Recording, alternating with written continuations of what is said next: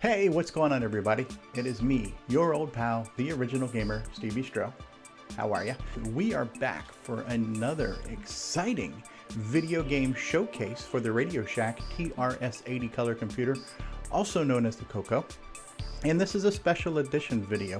One of the things you'll see right now is there are some shout outs in here. I am dedicating this video to a handful of people I've recently met on a Google Plus community page for the color computer. And these people have really opened my eyes and warmed my heart about a lot of things that are going on with the color computer even today as we speak. Apparently I'm not the only person who owned this computer, remembered this computer, and is passionate about this computer. So I want to give a quick shout out to Alan Huffman, Curtis Boyle, Edward Snyder, Jim Geary, and Tim Linder. These aren't everybody who are in the group, but these are some people who have been actively commenting and sharing a lot of information with me. All right, so what we're looking at here is a pretty cool game called El Bandito. I would say this is an original enough concept, even though anytime you're dealing with a maze, you can't help but realize that Pac-Man was part of the inspiration behind it. But I wouldn't call this a Pac-Man clone. I would call this a Pac-Man inspired game. So what you had really was two players running at the same time. So you had simultaneous co-op. You were ants in a maze. You had to avoid the spider who was kind of randomly running around. And the minute you walked into a piece of fruit, you've picked up that fruit and you are now carrying that fruit. And the object is to bring this fruit back into your little house here to get points. And you were able to see who had gathered the most fruit by seeing, which person had the most points and which person had the most pieces of fruit in their actual house. Now, if I had a second controller hooked up right now and another person next to me, we could both be playing at the same time and competing. So that player is actually active right now, and at any time somebody could grab a stick and start moving that player around.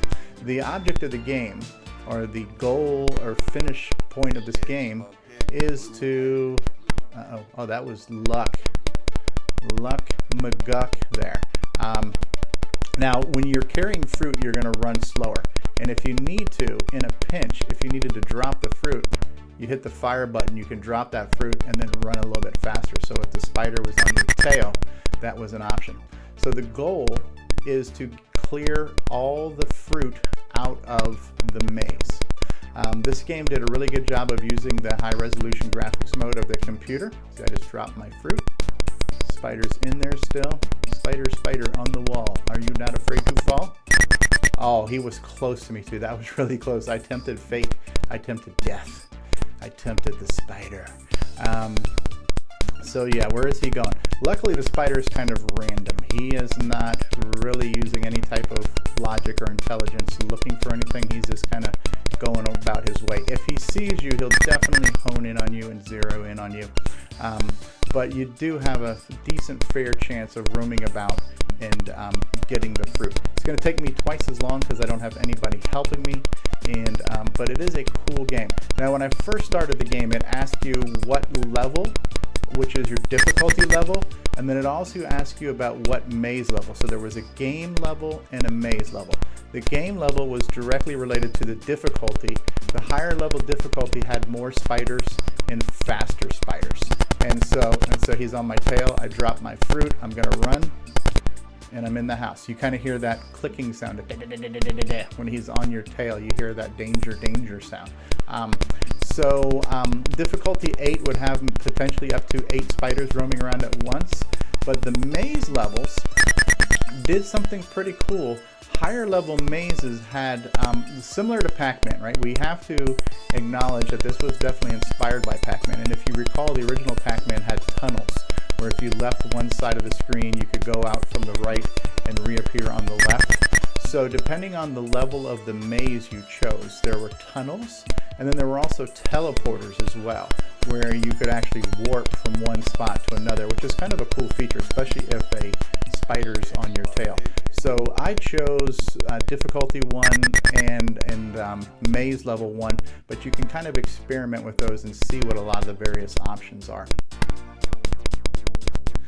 And in the meantime, I am going to try to get as much fruit as I can. And then I'm going to see if I can clear the level. And then I think basically what happens is if you clear the level, like so many games of this decade of the 80s, once you cleared the screen, you were presented with a whole nother screen and you started over and you kept on going.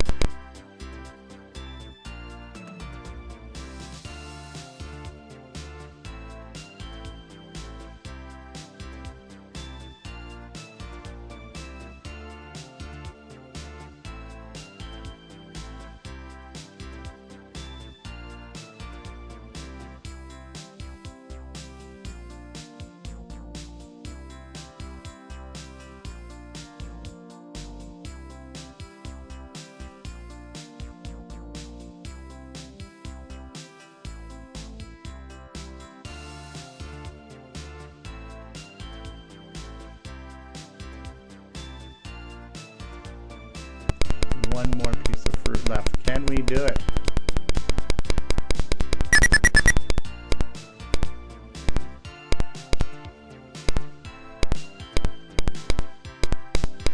I'm gonna die.